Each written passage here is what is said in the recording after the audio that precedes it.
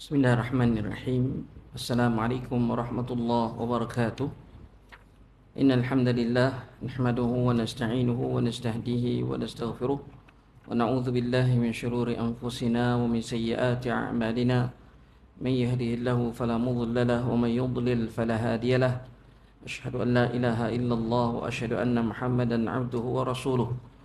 Qala Allah subhanahu wa ta'ala qawlu subhanaka la ilma lana إلا ما علمتنا إنك أنت العليم الحكيم قال رب اشرح لي صدري ويسر لي أمري واحلل عقدة من لساني يفقهوا قولي وقال النبي صلى الله عليه وسلم فإن أصدق الحديث كتاب الله وخير الحديث محمد صلى الله عليه وسلم وشر الأمور محدثاتها وكل محدثة بدعة وكل بدعة ضلالة وكل ضلالة في النار أو كما قال النبي صلى الله عليه وسلم أما بعد.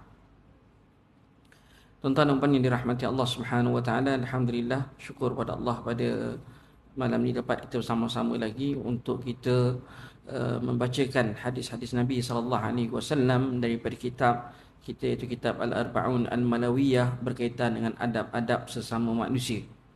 Alhamdulillah, kita berada pada hadis yang kedua akhir, iaitu bab ke-39, adab mengekalkan cinta dan kasih sayang. Maknanya insyaAllah sebelum Ramadan kita khatamlah insyaAllah kitab ni. Lepas Ramadan kita buka cari kitab lain pula insyaAllah. Kata muallif rahimahullahu ta'ala, saya meriwayatkan hadis dalam bab ini daripada guru saya, Syekh Al-Mutawadhi' Abdul Majid bin Abu Bakar An-Nadwi, Jitra Kedah, dengan sanad yang bersambung kepada Abdullah bin Mas'ud radhiyallahu anhu, bahawa beliau berkata, seorang lelaki telah datang kepada Rasulullah sallallahu alaihi wasallam lalu berkata, wahai Rasulullah, bagaimanakah keadaan seorang yang mencintai satu kaum namun tidak dapat menyemai kebaikan sebagaimana yang diperbuat oleh mereka? Rasulullah sallallahu alaihi wasallam lalu menjawab, seorang itu akan bersama dengan orang yang disukainya. Hadis sahih riwayat Bukhari. Hadis riwayat Bukhari nombor hadis 6169. Aisyah radhiyallahu anha berkata, riwayat kedua, aku mendengar Rasulullah sallallahu alaihi wasallam bersabda, roh-roh itu adalah seperti tentera yang tersusun. Ia saling bersatu dengan apa yang dikenalinya dan bercanggah dengan apa yang asing baginya. Hadis juga riwayat Bukhari, nombor hadisnya 3336. Abu Hurairah radhiyallahu anhu, yang ketiga, hadis ketiga daripada Abu Hurairah radhiyallahu anhu meriwayatkan bahawa Rasulullah sallallahu alaihi wasallam bersabda, apabila Allah menyukai seorang hamba, dia akan memanggil Jibril dan berkata kepadanya, sesungguhnya Allah menyukai si fulan, maka sukailah dia. Lalu Jibril menyukainya. Jibril lantas menyeru kepada penduduk langit, sesungguhnya Allah menyukai si fulan bin fulan, maka sukailah dia. Para penduduk langit lalu menyukainya, kemudian diberikan kepadanya penerimaan orang-orang di bumi. Hadis riwayat Bukhari juga, nombor hadisnya 3209. Tuan-tuan yang dirahmati Allah Subhanahu wa taala, alhamdulillah, malam ni kita masuk tajuk yang ke bab yang ke-39 ini, berkisar berkaitan dengan al-hub, iaitu kasih sayang. Al-hub yang dimaksudkan ialah al-hubbu fillahi walillahi, kerana Allah Subhanahu wa ta'ala, cinta kerana Allah. Apa yang dimaksudkan dengan al-hubbu lillah? Al-hub lillah ialah kita mencintai seseorang itu untuk mendekatkan diri kepada Allah, ta'atan lillah. Kita mencintai seseorang itu ta'atan lillah. Makanya tuan-tuan mati Allah Subhanahu wa taala di sini bukan sekadar maknanya kita mencintai itu sekadar kita cintakan dia macam seorang lelaki dengan perempuan cinta, tidak mengatakan. Tapi lebih kita kata kepada takwa kepada Allah Subhanahu wa taala. Tengok saja dalam hadis-hadis yang lain, Nabi sebut dalam satu hadisnya, hadis sab'atun yudhilluhumullah fi dhillihi yawma la dhilla illa dhilluh, 7 golongan yang mendapat naungan. Salah satunya tuan-tuan di hari yang tiada naungan kecuali hanya dengan naungan Allah. Satunya salah seorang ni warajulani tahabba fillahi ijtama alaihi waftaraka alaihi.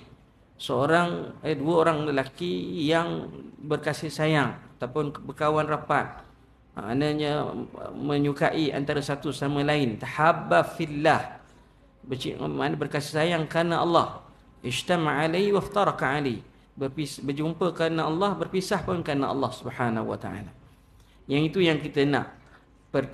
Kasih sayang yang membawa kepada ketaatan kepada Allah Subhanahu wa taala. Bukan kasih sayang yang membawa kepada maksiat pada Allah Subhanahu wa taala. Itu bahaya, katakan. Itu tidak tidak dituntut. Sebab itu perkataan cinta ini tidak kepada orang bukan Islam. Sebab di sana ada wala' dengan bara'. Sebagai orang Islam, kita katakan kita ada al-wala' dengan bara', katakan. Bersama dengan orang bukan Islam ataupun orang kafir. Tetapi sesama Islam, pada dasarnya kita dituntut untuk berkasih sayang antara satu sama lain. Ruhama'u bainahum. Adalah kita kata perkataan ruhama'. Ruhama' ini maknanya bersopan santun, berkasih sayang, kasih mengasihi antara satu sama lain. Lepas itu dalam hadis Nabi SAW, banyak dalam hadis, antaranya yang hadis yang kita biasa dengar, Rasulullah SAW bersabda, innamal mu'minuna ikhwah, kan? Sesungguhnya dalam ayat Quran pun ada sebut, katakan sesungguhnya orang yang beriman itu bersaudara. Dalam hadis Nabi sebut juga dalam hadis yang lain, la yu'minu ahadukum hatta yuhibba li akhihi ma yuhibbu li nafsi. Tidak sempurna iman seseorang itu sehinggalah dia mengasihi dirinya seperti dia mengasihi saudaranya seperti mana dia mengasihi dirinya sendiri. La yu'minu ahadukum hatta yuhibba li akhihi ma yuhibbu li nafsi. Dan kasih sayang ataupun cinta yang tadi yang saya sebutkan pada awal ialah yang membawa kita kepada ketaatan pada Allah. Maknanya bila kita berkawan, kawan kita tadi mengingatkan kita tentang perkara-perkara, kalau kita melakukan kesalahan ditegur dengan baik. Kalau kita dia sentiasa mengajak kita kepada kebaikan. Dia sentiasa mengajak kita kepada ketaatan kepada Allah Subhanahu wa taala. Penting. Sebab itu kalau kita lihat dalam kisah lelaki yang telah membunuh 99 orang, kan? Lelaki yang telah membunuh 99 orang. Lalu tuan-tuan, dia membunuh seorang lagi disebabkan orang ahli ibadat tadi itu tidak memberikan jawapan yang dia nak, katakan. Iaitu ahli ibadah tadi berkata padanya tidak ada dah ruang untuk dia bertaubat. Maka dia bunuh yang seorang lagi, cukuplah 100. Maka jumpa yang seterusnya, orang alim. Tapi bila orang alim ni, dia jumpa dengan orang alim kata, ada peluang untuk kamu bertaubat, tapi dengan syarat, kena pergi cari tempat yang betul-betul ada environment yang boleh membawa kamu kepada ketaatan pada Allah Subhanahu wa taala. Jadi orang yang nak berkawan ni, kena cari kawan yang memang boleh membawa kita kepada ketaatan. Kadang-kadang kita duduk satu rumah, satu rumah kawan, orang muda kan, katakan. Silap hari pula kita ni awalnya jaga salat, tapi lama-lama kita pun jadi tinggal salat ni, katakan. Ada setengah-setengah tu dia dah terikut environment dalam rumah tadi, kata. Dia tak boleh nak ubah sebab dia seorang. Dia seorang diri, katakan. Jadi dia nak berlawan arus tu berat baginya. Jadi bila berlaku, sebab itu orang-orang yang macam ini, kalau dia rasa dia tak mampu nak pertahankan dia punya kita kata keimanan dia, ibadat dia risau takut dia pun ke laut bersama dengan kawan-kawan yang lain, seharusnya dia keluar, dia pindah supaya tidak menjadi lebih teruk. Sebab itu di kat sini tuan-tuan mati Allah, al-hubbu lillah dan fillah, makna cinta tadi kerana Allah Subhanahu wa taala itu yang kita nak, yang membawa kepada kita kepada ketaatan pada Allah, bukan kepada maksiat. Tuan-tuan yang dirahmati Allah Subhanahu wa taala, itulah kita lihat Nabi sallallahu alaihi wasallam dengan para sahabat. Bagaimana kasihnya Nabi kepada para sahabat, dan bagaimanakah para sahabat kasihnya kepada baginda sallallahu alaihi wasallam dan sesama Islam. sesama Islam. Kadang-kadang orang Islam apabila bila dia sayang kat seorang tu, kadang-kadang dia ada perkara yang yang kebarangkalian boleh membawa kepada perkara maksiat kepada Allah Subhanahu wa taala. Misal kata nak luluskan projek ke apa, dia berkawan rapat tu sebab untuk tujuan itu. Ada wal iyazbillah min dzalik nyatakan. Jadi perkara-perkara itu tuan-tuan mati Allah tidak seharusnya berlaku dalam persahabatan, dalam cinta ataupun kasih sayang sesama orang Islam, tuan-tuan mati Allah. Dalam hadis yang pertama kata Rasulullah SAW, seorang lelaki datang kepada Rasulullah SAW lalu berkata, "Wahai Rasulullah, bagaimanakah keadaan seorang yang mencintai satu kaum namun tidak dapat menyemai kebaikan sebagaimana yang diperbuat oleh mereka?" Rasulullah SAW lalu menjawab, seorang itu akan bersama dengan orang yang disukainya. Di akhirat kelak, seorang itu akan bersama dengan orang yang dicintainya. Siapa yang dicintainya dekat dunia ni? Kalau kita cintakan kepada Nabi SAW, moga dekat akhirat besok kita akan dibangkitkan bersama-sama dengan baginda sallallahu alaihi wasallam. Kita cintakan kepada kita ada orang Islam, kita cintakan kepada penyanyi-penyanyi, artis-artis untuk rahmat Allah Subhanahu wa taala, maka dikhawatiri besok dekat akhirat dibangkitkan bersama-sama dengan orang yang dicintainya tadi dekat dunia. Ada. Kalau kita pun dekat akhirat besok dengan macam Allah, dalam ayat Al-Quran Allah Subhanahu wa taala sebut, contohnya lah kita dengan adik-beradik kita pun kita risau. Walaupun kita sayang kat adik-beradik kita, kat ibu bapa kita dekat akhirat kelak, tetapi dikhawatiri mereka juga tak dapat nak bantu kita dekat akhirat. Dekat Allah Subhanahu wa taala sebut dalam Al-Quran, yauma yafirrul mar'u min akhihi wa ummihi wa abihi wa sahibatihi wa bani. Yang mana Allah Subhanahu wa taala firman, hari yang mana yafirrul mar'u min akhihi, daripada yafirrul mar'u min akhihi. Kita kenal, kita sayang kat adik-beradik kita, tapi lagi jauh kita nampak kita lari dekat akhirat kelak. Yauma yafirrul mar'u min akhihi wa ummihi wa abihi. Kita kenal, kita sayang mak opak kita, kita lari daripada dia. Ada, tak nak jumpa. Ada. Kita takut apa? Takut adalah kalau dalam tafsir ini tuan-tuan macam Allah Subhanahu wa taala disebabkan kita kata keadaan di sana yang mana tuan-tuan macam Allah masing-masing berharap ada orang yang bantu mereka. Dia harap masing-masing ada yang masing-masing berharap ada orang yang menolong, membantu, tapi tidak ada bantuan kecuali hanya dengan bantuan Allah Subhanahu wa taala. Lepas itu dalam ayat hadis yang kedua tu, roh-roh adalah seperti tentera yang tersusun. Ia saling bersatu dengan apa yang dikenalinya dan bercanggah dengan apa yang asing baginya. Bahkan dalam hadis-hadis Nabi SAW yang lain, antaranya untuk membangkitkan kasih sayang di antara sesama Islam ini, antaranya ialah beri salam.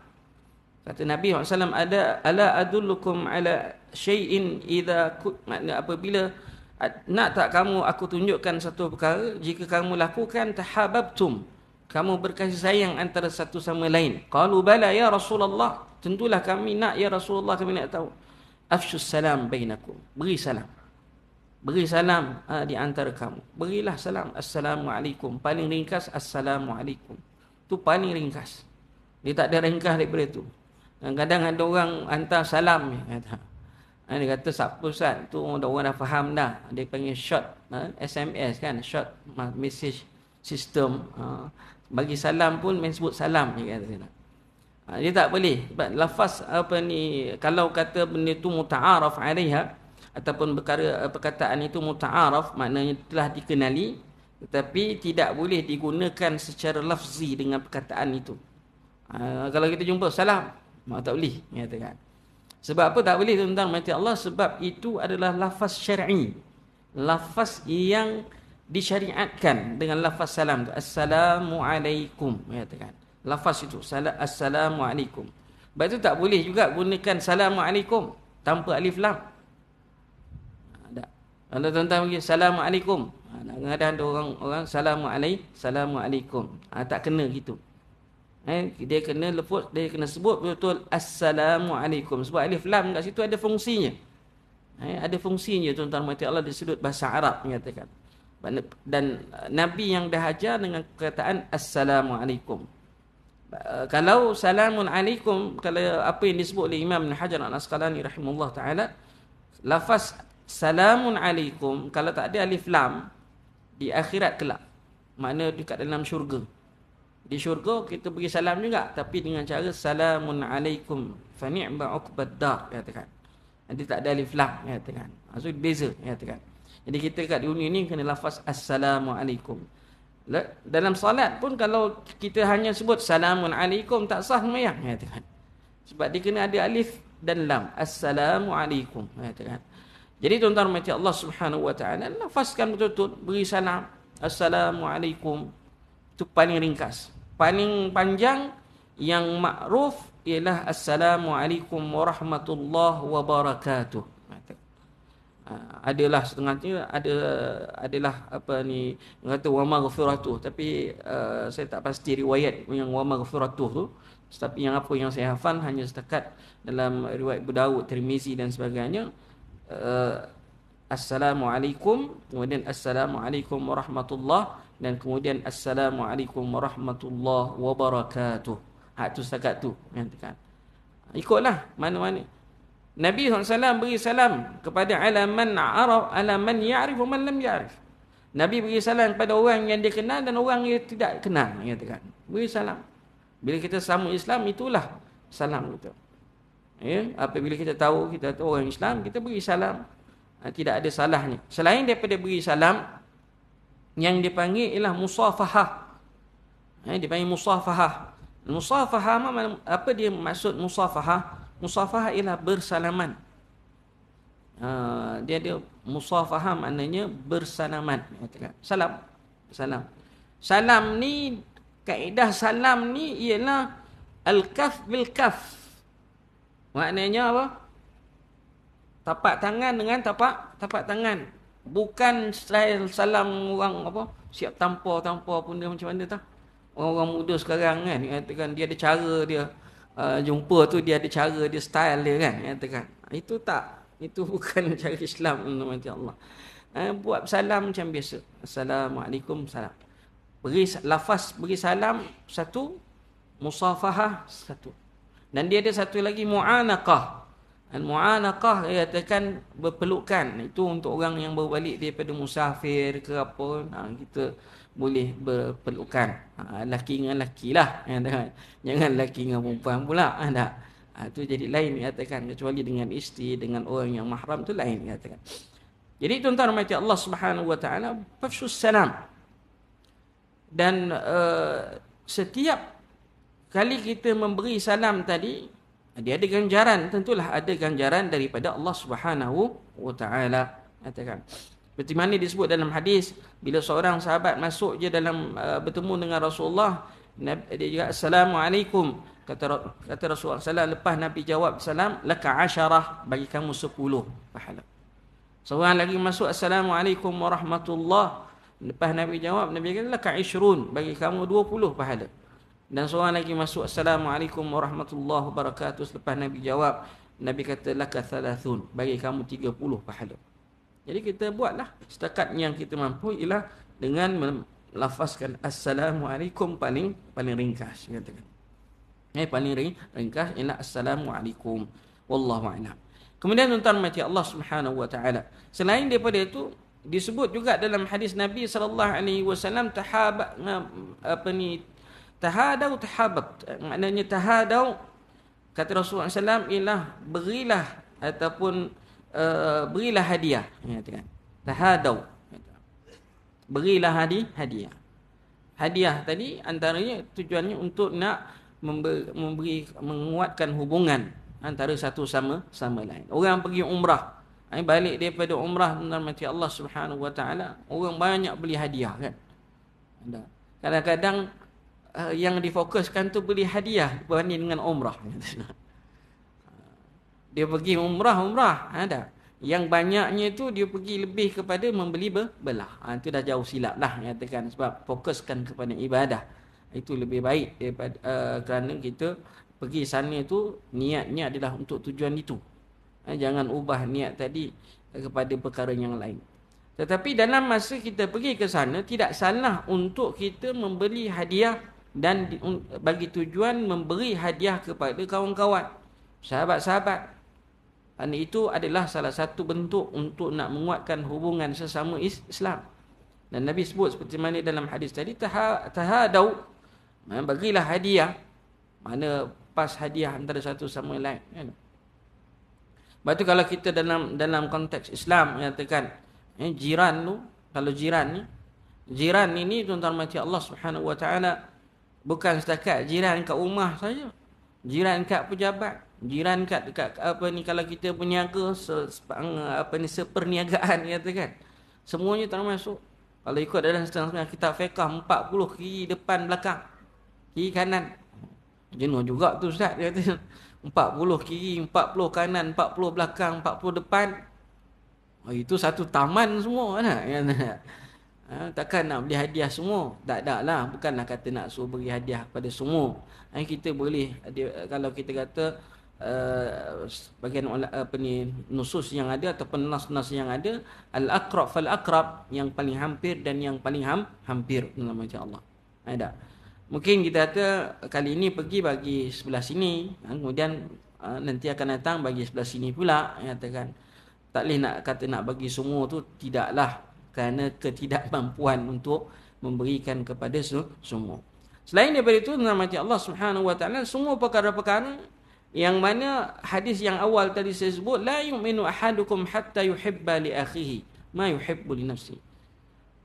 Jangan dengki mendengki, la tahasadu wa la tabaghadu wa la tanajashu. Jangan kita kata berhasad dengki, jangan kita memusuhi antara satu sama lain, jangan bergaduh katakan, jangan meminang masalah pinang ni, kita kata meminang pinangan kawan kita. Udahlah kawan tu dah bertunang, kita pula sailang katakan, istilah orang sekarang mana, sailang katakan. Maka tuan-tuan tak boleh. Dan juga termasuk dalam perkara-perkara yang dituntut untuk kita mengekalkan kasih sayang ialah menziarahi antara sama lain. Ziarah katakan, sama ada ziarah tadi kepada kawan, ataupun ziarah tadi kepada orang yang sakit, al-mardha, ziaratil dipanggil menziarahi orang sakit. Juga termasuk dalam perkara-perkara yang dituntut untuk kita lakukan sesama Islam bagi mengekalkan rasa cinta dan juga kasih sayang sesama Islam. Ini kalau kata secara umum sesama Islam. Bagaimana dengan hubungan adik-beradik? Bagaimana dengan hubungan jiran, saudara mara yang rapat dengan kita? Sebab itu dalam kes-kes yang tertentu, contohnya macam infak, sedekah, dan infak dan bersedekah tu salah satu perkara yang menyebabkan kita ada menimbulkan rasa kasih sayang sesama Islam. Bab infak, bab sedekah, apa yang dianjurkan dalam Islam semuanya al-aqrab fal-aqrab. Antara orang yang hampir dengan kita dengan orang yang jauh dengan kita, semuanya menyatakan bahawa yang hampir lebih layak untuk diberikan berbanding dengan yang jauh. Tapi itu pun bergantung kepada keadaan. Mungkin yang jauh tu sangat-sangat ataupun lebih memerlukan, maka harus untuk diberikan yang lebih jauh banding dengan yang dekat. Bergantung kepada keadaan. Bergantung kepada keadaan. Jadi tuan-tuan yang dirahmati Allah Subhanahu Wa Taala, Abu Hurairah dalam hadis yang hadis Aisyah radhiyallahu anha tadi, roh-roh itu adalah seperti tentera yang tersusun. Ia saling bersatu dengan apa yang dikenalinya dan bercanggah dengan apa yang asing baginya. Kita besok bila meninggal dunia, tuan-tuan rahmati Allah, kalaulah dalam kubur, kawasan tanah perkuburan itu ada saudara mara kita akan bertemu di alam roh lah, yang tadi alam barzah. Kalau yang kenal kita tu, seperti mana yang diriwayatkan dalam nas-nas yang ada, mereka akan bertanya macam mana orang ni katakan. Kalau katalah anak dia akan tanya macam mana anak dia dekat dunia dulu. macam mana ni, macam mana ni. Ada, wallahu a'lam. Itu pun kita pergi kubur pun kita juga disunat beri salam kan. Assalamualaikum ya ahlal kubur. Mereka menjawab. Ahli kubur tadi menjawab, cuma kita tak dengarlah jawapannya. Kalau kita dengar ke, memang tak pergi dah kubur lepas tu kan. Jadi kita tuan-tuan macam Allah Subhanahu Wa Taala, makna roh di antara roh tadi juga tuan-tuan macam Allah saling saling bersatu dengan apa yang dikenalinya dan bercanggah dengan apa yang asing baginya. Tuan-tuan macam Allah, hadis yang ketiga, Abu Hurairah radhiyallahu anhu meriwayatkan bahawa Rasulullah sallallahu alaihi wasallam bersabda, apabila Allah menyukai seorang hamba, dia akan memanggil Jibril kepada Jibril dan berkata kepadanya, sesungguhnya Allah menyukai si fulan, maka sukailah dia. Lalu Jibril menyukainya. Jibril lalu menyeru kepada penduduk langit, sesungguhnya Allah menyukai si fulan, maka sukailah dia. Pada para penduduk langit lalu menyukainya, kemudian diberikan kepadanya penerimaan orang-orang di langit. Kita semua menambakan cinta daripada Allah Subhanahu Wa Taala. Bagaimanakah kita mendapatkan cinta Allah Subhanahu Wa Taala? Kita mendapatkan cinta Allah Subhanahu Wa Taala ialah dengan mentaati perintah Allah. In tansurullaha yansurkum. Jika kamu bantu Allah, Allah bantu kamu. Bagaimana yang dikatakan bantuan itu bukanlah Allah berhajat kepada bantuan kita, tetapi ialah dengan ketaatan mentaati perintah Allah Subhanahu Wa Taala. Ma zala 'abdi yataqarraba ilayya bin nawafil. Hamba-ku tak cukup dengan yang fardu, maka dia perbanyakkan dengan nawafil. Tengok, nyatakan maknanya nak mendekatkan, nak mendapatkan cinta Allah ini kena memperbanyakkan ibadat. Bukan setakat yang fardu sahaja, bahkan yang sunat. Seperti mana disebut dalam hadis kursi tadi. Ma zala 'abdi yataqarraba ilayya bin nawafil hatta uhibbahu. Sehingga aku mencintai dia. Tak, sehingga aku mencintai dia. Dan bila aku mencintai dia, tuan-tuan mati Allah, kata Allah Subhanahu Wa Taala dalam hadis kursi ni, menyebabkan semua perbuatan yang dia lakukan mendapat petunjuk dari Allah. Dia berjalan dapat petunjuk, dia melihat dapat petunjuk, dia mendengar dapat petunjuk, semua dapat petunjuk dari Allah. Apatah lagi bila meminta dengan Allah, Allah akan beri. Ada. Sebab itu dalam sambungan lagi hadis, ma taqarraba ilayya 'abdi shibran illa taqarrabtu ilayhi dhira'an. Tidak ada hamba ku yang mendekatkan dirinya kepada aku sejengkal, illa taqarrabtu ilaihi zira'an. Aku akan mendekatkan diriku kepadanya satu hasta. Wa ma taqarraba ilayya 'abdi zira'an. Tidak ada seorang hamba yang mendekatkan dirinya kepada aku satu hasta, illa taqarrabtu ilaihi ba'an. Kecuali aku akan mendekatkan diriku kepadanya sedepa. Wa ma taqarraba ilayya 'abdi zira'an illa wa ma taqarraba ilayya 'abdi ba'an illa taqarrabtu ilayhi mashiyan. Tidak ada seorang hamba yang mendekatkan dirinya kepada aku sedepa, illa kecuali aku akan mendekatkan diriku kepadanya berjalan kaki. Wa ma taqarraba ilayya 'abdi mashiyan illa taqarrabtu ilayhi harwalatan. Tidak ada seorang hamba yang mendekatkan dirinya kepada aku berjalan kaki, kecuali aku akan mendekatkan diriku kepadanya berlari-lari anak. Itu tuan macam, bukanlah kita kata maksud hadis ni ialah seperti mana hakikatnya. Tidak, ini adalah nusus ataupun nas-nas yang penuh dengan balarah kesastraan yang katakan, yang ada kita kata dipanggil retorik di situ dalam bahasa Melayunya, perumpamaan yang katakan. Nak sebutkan kepada kita kalau kita mendekatkan diri kepada Allah, Allah makin suka kepada kita. Katakan. Nah, jadi tuan-tuan macam mendekatkan diri kepada Allah Subhanahu Wa Taala ialah dengan memperbanyakkan yang sunat. Setakat yang wajib tak boleh perbanyakkan dah. Ada, yang wajib tak boleh perbanyakkan. Hak wajib dah terhad. Yang sunat je banyak. Yang sunat saja cara. Sebab itu kata sahabat Nabi SAW, Nabi bila seorang sahabat dia kata dia kata sal tu'ta. Mintalah apa yang kamu nak minta, kamu akan dapat. Maka kata sahabat tadi, ya Rasulullah, aku nak bersama kamu dalam syurga. Kata sahabat tadi, aku nak bersama denganmu dalam syurga. Kata sabda Rasulullah SAW, "A'inni ala dzalika bi kasrati sujud." Bantu aku untuk kamu dapatkan bersama aku dekat syurga esok dengan memperbanyakkan salat. Iaitu salat sunat. Salat fardu tak boleh dah. Salat sunat. Sebab tu Allah kaitkan juga cinta kepada Nabi itu ada kaitan langsung dengan cinta kepada Allah Subhanahu wa taala. Seperti mana firman Allah Subhanahu wa taala, "In kuntum tuhibbunallaha fattabi'uni yuhibbukumullah." Antara termasuk dalam cinta kepada Allah Subhanahu wa taala ialah kita mengikut apa yang disampaikan oleh baginda sallallahu alaihi wasallam, apa yang dibawa oleh Rasul. Ittiba', bukan ibtida'. Bukan membuat suatu perkara yang tidak disuruh oleh Nabi SAW, tetapi kita buat apa yang disuruh oleh Nabi SAW.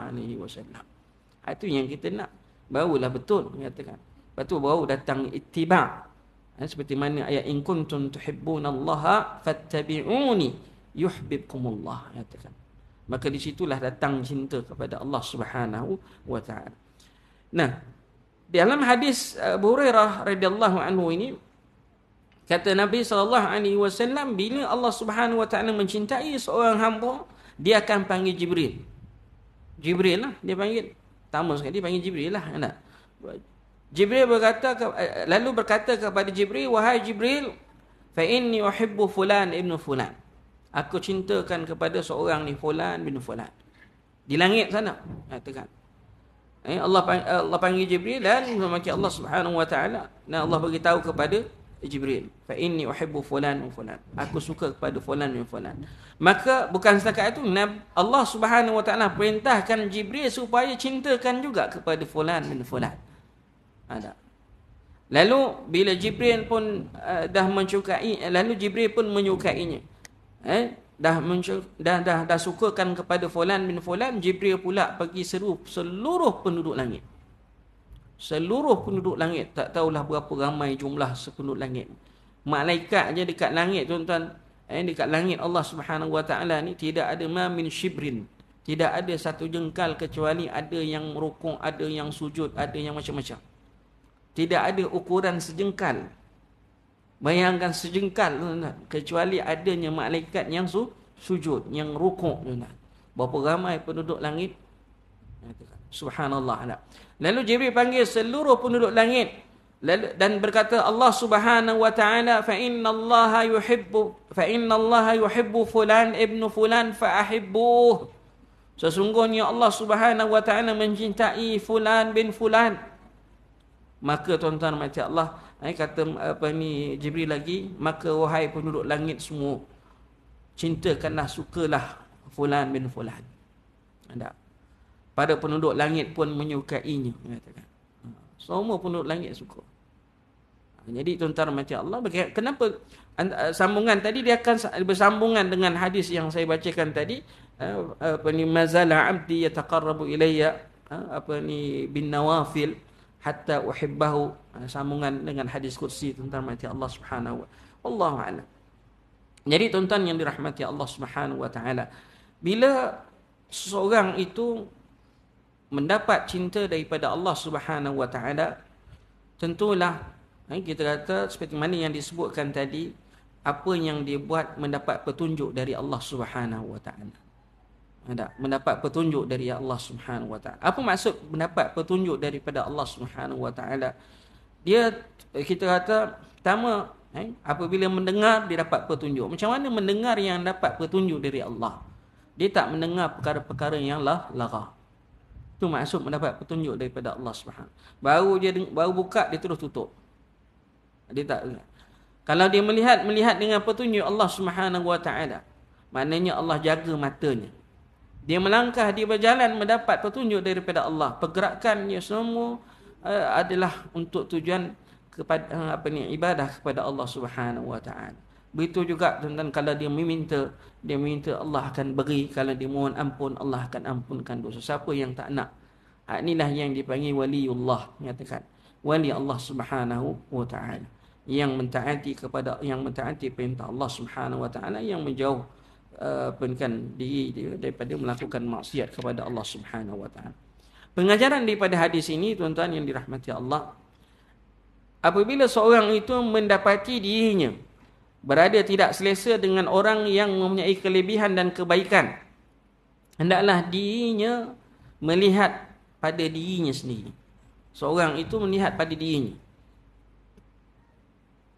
Hal ini bertujuan untuk mengenal pasti apa yang menyebabkan dirinya mempunyai perasaan begitu. Lalu membuang sifat-sifat mazmumah. Kata Imam Fudail rahimahullah taala, Fudail bin Iyad tersalah saya, apabila aku berbuat maksiat kepada Allah, dia akan tahu melalui perbuatan kenderaan dia, keldai dia. Kenderaan dia masa zaman dulu keldai lah nak katakan. Macam makna perbuatan pembantuku, perbuatan isteriku. Maka dia akan tahu daripada situ. Kenapa macam ni? Kenapa hari ni keldai aku mogok? Kenapa kereta aku mogok? Kenapa isteri aku macam ni? Kenapa pembantu? Semuanya ada efek daripada maksiat yang kita lakukan. Wallahu a'lam. Azan dahulu insya-Allah. Kita sambung sikit.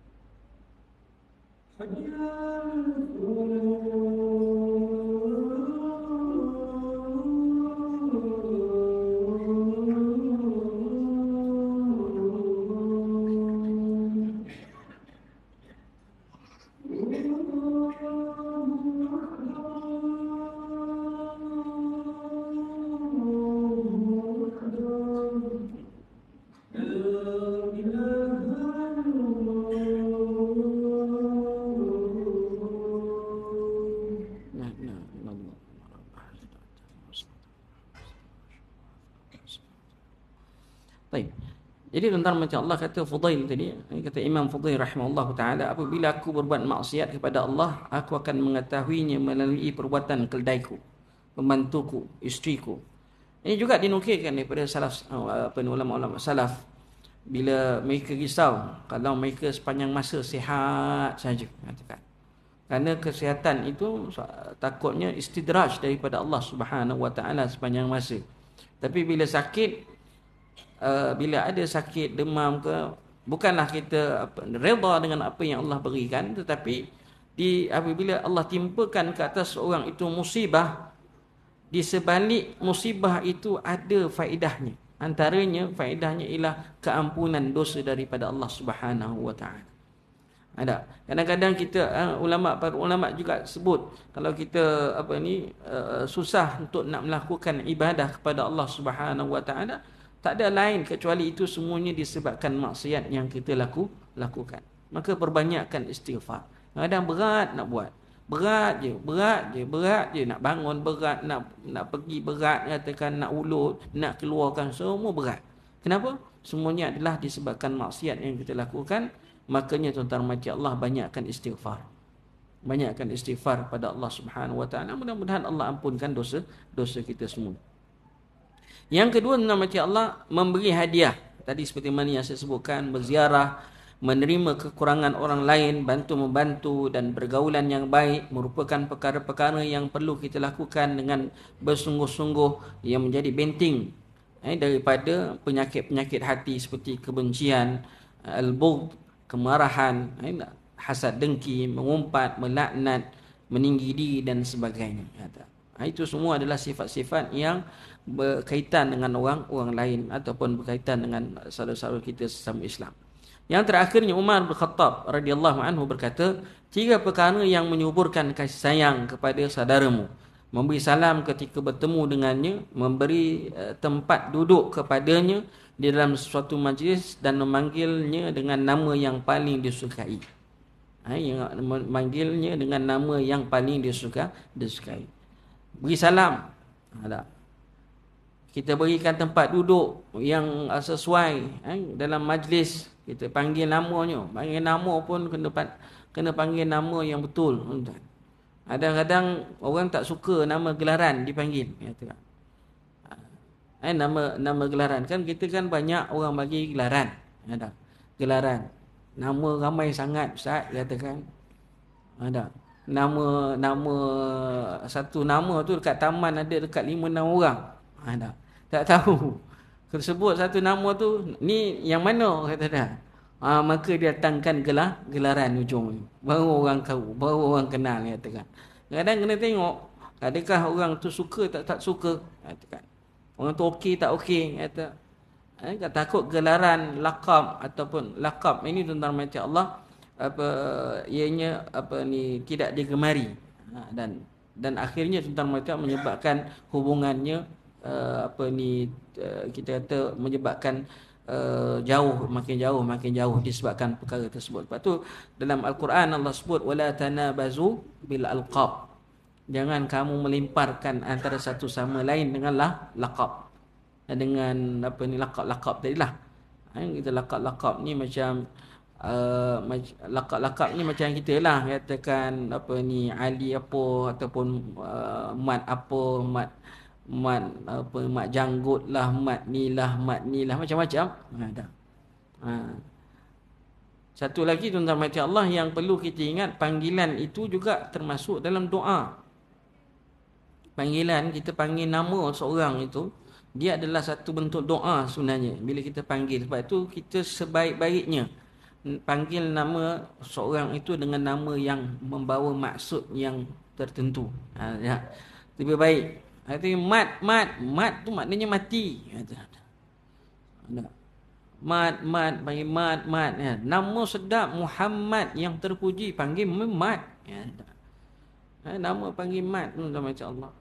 Ada yang kadang-kadang saya selalu dekat student masa kelas kat kuliah fakulti dekat kelas, ada yang panggil kawan-kawan dia dengan nama dengan makna yang tak betul, katakan. Contohnya dia panggil kawan dia namanya nama sedap Suzana, tapi tak ada lah dalam bahasa Melayu kan, katakan. Dalam bahasa Arab tak ada lah perkataan Suzana tu, tak ada.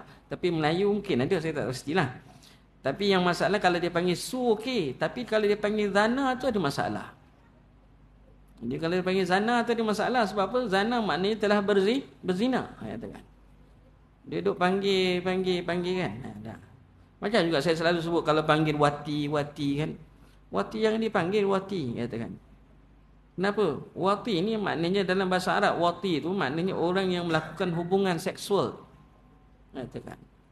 Jadi janganlah dipanggil, memanglah sedap panggil Wati kan. Okeylah, ada bahasa Melayu. Tapi kalau rujuk bahasa Arab, dia akan bawa maksud yang lain.